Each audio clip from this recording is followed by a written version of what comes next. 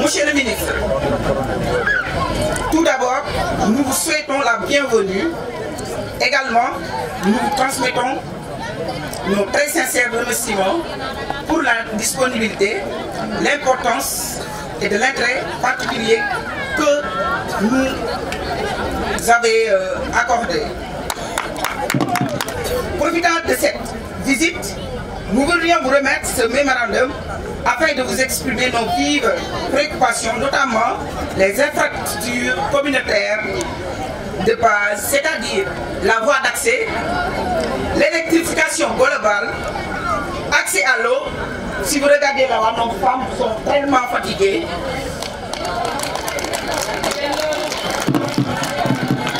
Si possible même, nous voulons une construction d'un poste de santé, d'une morgue, d'une église, d'une mosquée, d'un aire de jeu pour nos enfants. Et enfin des formations de financement, des formations et des financements pour nos braves femmes qui sont là pour un développement local. Mais compte tenu des priorités, nos préoccupations les plus urgentes et fondamentales durant votre déplacement seront essentiellement liées aux voies d'accès, les branchements sociaux pour accéder à l'eau de façon inclusive, car il existe des endroits non connectés aux branchements sociaux. Monsieur le ministre Omar Gueye, le problème de sécurité se pose avec une grande acuité, car nous n'avons que 2 voies entrant tellement chaotiques et dépourvues de lumière. C'est pourquoi il urge de mettre de la latérite et de la lumière en attendant le pavage ou des routes goudronnées. Pour ce qui est de notre santé, elle est précaire, car ce sont des rares pluies qui nous ravitaillent en eau, donc on est bien obligé d'avoir un budget pour l'achat et le transport de l'eau par les charretiers. Puisqu'il y a une forte explosion démographique, étant donné que les quartiers s'agrandissent de jour en jour, il nous faut absolument une morgue. Il nous faut absolument, je dis bien une morgue. Monsieur le ministre, la liste des doléances n'est pas exhaustive. Mais puisque d'autres rencontres seront envisagées, nous reviendrons d'ores et déjà sur le projet à court, moyen et long terme. Tout en comptant sur votre disponibilité et en qualité de maire, nous souhaitons une suite favorable pour la réalisation de nos doléances citées dans ce mémorandum. Nous ngi leen di sant di la gërëm di la ñaanal yàlla kattanal la wéral la ba li nga sumb yàlla na ko yàlla yeggali. Ñu ngi xool sa calendrier xam nañ na chargé na trop mais yàlla def na ci baaxam sa kattan ak ñi la jàppale ba nga may ñu benn visite bi nga xam ne métti na. Gueye Ndioro nag xam nañ ne ko bëggu ceeb nga mais tey xam naa ne moom am nga kattan quoi parce que gis naa la je crois que tu es un sportif loolu moom je le sens très bien. Ñun nag problème bi ñu am au niveau de notre quartier c'est tellement simple. Monsieur le ministre ñun fii lañ ñëw ñafe fii yàlla jàppale ñu ba ñëw dëkk fii bi ci njëkk mooy problème mu d'accès amuñ fenn fi nga xam ne dañ fi jaar pour dugg si beneen bi ci topp mooy ndox mu ñu naan ndox bu ñu naan bu teeloon a ñëw tuuti rek teen bële fa la ñuy rootee ndox mi le fii ñu koy jaayee téeméer ak ñeent fukk 700 francs le dimanche boo amee kër gu mag il faut que jënd 2400 par semaine par jour le week-end kon donc loolu boo amul doole day métti ci yow ñu bëgg nag ak nu mu gën a gaawee nga may ñu ndox li lay war a soli bu dugg ci dëkk bi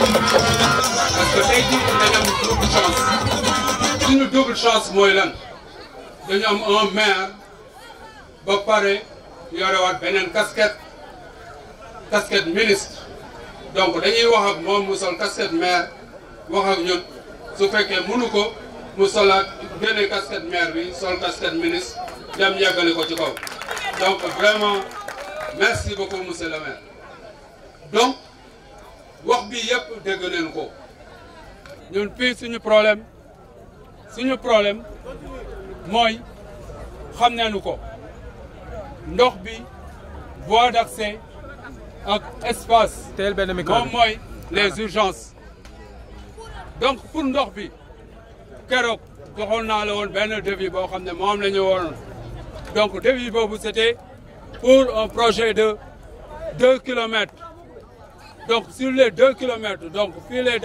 déparé avec le tuyau de 160 millimètres pour traverser cité Gandour dem ba catu dem dik et des tuyaux yoo xam ne ñoom ñooy branché sur le tuyau de 160 millimètres pour servir tout le quartier et ça va régler le problème de l'eau dans ce secteur.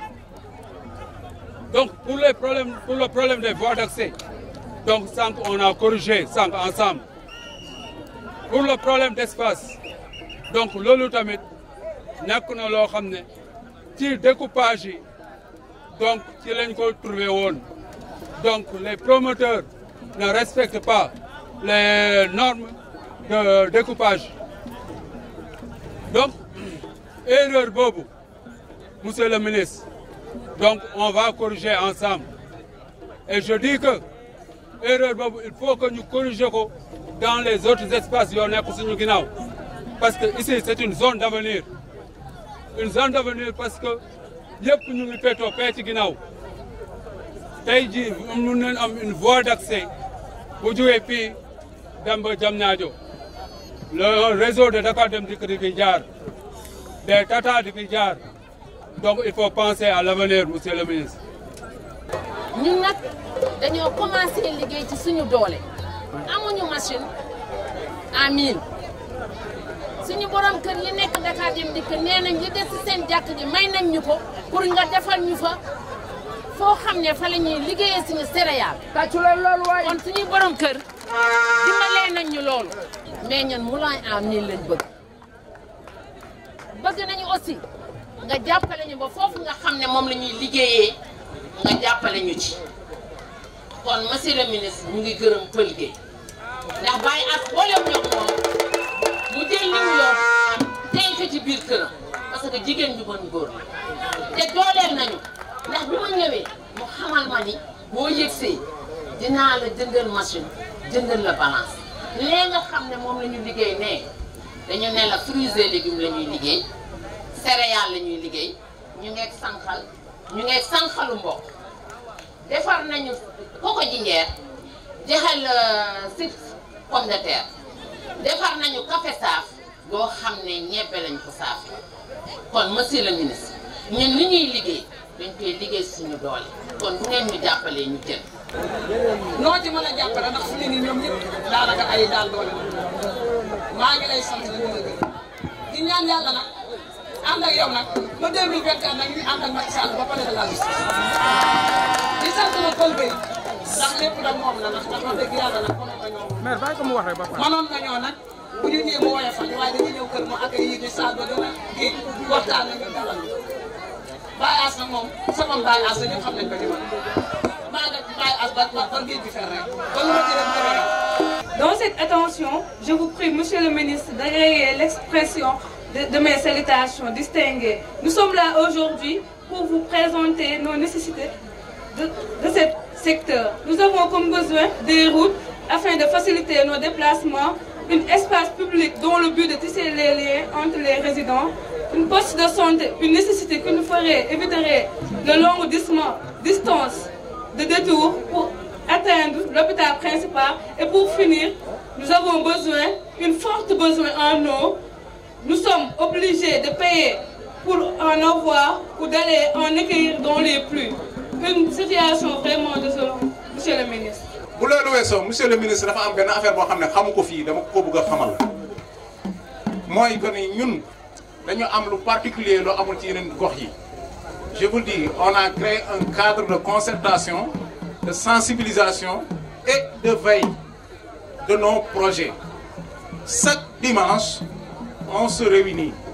Ici, suñu benn lieu bu nekk fi quartier général cité Gandour Baye Assa ngi nii du ma bàyyi ma fekk nañu fa Pël Gueye aussi fekk nañu fa donc ñun duñu wax rek sànni dañoo bëgg dimanche prochain bu ñu toog di évaluer ñu ne kat journée bi li lañ ci wax léegi on va vraiment mettre sur place un comité de suivi boo xamante ni pour que suñuy doléance ñu xool par rapport ak monsieur le ministre c'est vraiment plus proche collaborateur ñu xool l'évolution de nos doléances.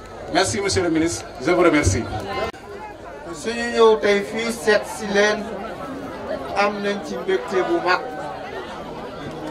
ndax yàlla dafa dogal ci volonté président Macky Sall mu jël décret le décret 2021-688 du 28 mai 2021 wax ni seen cité yi tund wi gox bi léegi ñu ngi bokk ci commune Sangalkam loolu ñu am ci mbégte yéen nit ngeen am ci mbégte ndax wax wane ngeen ko tey bi ngeen ma seetsee ñu waxtaan ma wax leen ni li ma gënal mooy ba ñëw li ngeen may wax ma teg ci sama bët moom la ñu def tey ginnaaw loolu ma wax leen ni maa ngi leen di indilit nuyoo seen xarit ki nga xam ne ginnaaw yàlla moom lañ yaakaar pour Sénégal jëm ci émergence kooku mooy son excellence monsieur Macky Sall le président de la République du Sénégal. ku xool à droite à gauche xool à l'est à l'ouest au nord au sud ci heure bi ñu toll muy 8h25 dëkk bi lëndëm na seen cité yi lëndëm na ça c'est une réalité absolue et j'étais très sensible quand la jeune fille là a pris la parole, une jeune fille qui symbolise l'avenir. Elle est soit élève soit étudiante certainement et qui me pose des problèmes fondamentaux que vous avez eu à dire. Nous n'avons pas d'eau, nous n'avons pas d'électricité, nous n'avons pas de route, nous n'avons pas d'école, nous n'avons pas de poste de santé. Pourtant, nous voulons vivre dignement comme des Sénégalais et des Sénégalaises. Eh bien ça, c'est très très touchant. Et j'ai vécu ça, j'ai vu ça. C'est la raison pour laquelle je voudrais vous rassurer. wax leen ni lépp lu ñu man ci kàttanu yàlla ak ndimbalal président Macky Sall dinañ ko def pour seen cité yi. L'eau c'est la source de vie, il faut de l'eau et je vous garantis que vous aurez de l'eau parce que c'est en cohérence avec la politique du président Macky Sall.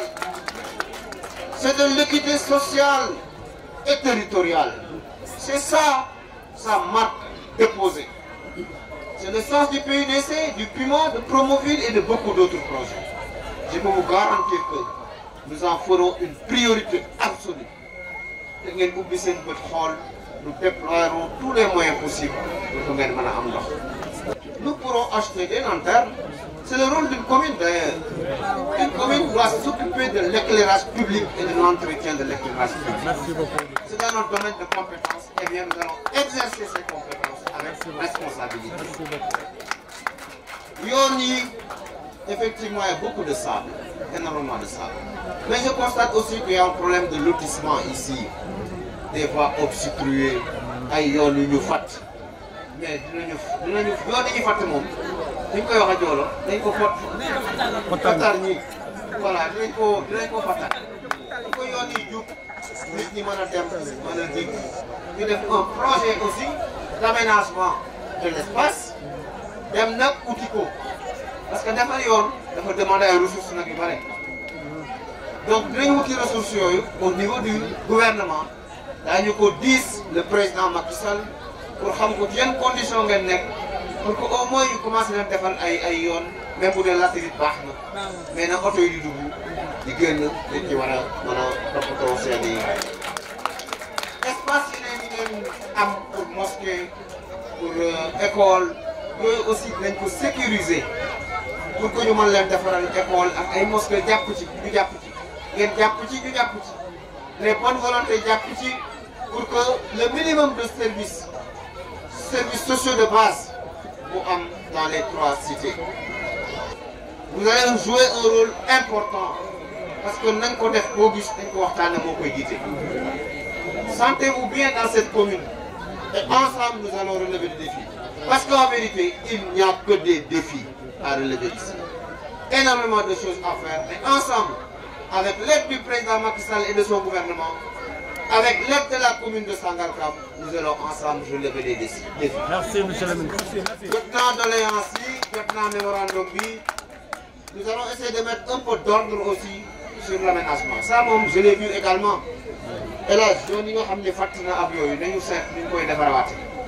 Espace yi prévoiroon pour des mosquées, pour des écoles, pour qu'on les libérer, ce qui est libérable, de libérer pour mettre ça à la disposition des populations. Et ensemble, on cherche des ressources pour avoir infrastructure de xam ne soxla ngeen. Loolu la amoon di leen wax, maa ngi leen di gërëm, maa ngi leen di sant. Vive le Sénégal, vive le président Macky Sall, vive la cité d'Aïdaou, vive la cité de Gardemlik, vive la cité Gandou. Assalamu alaikum wa rahmatullahi wa barakatuh.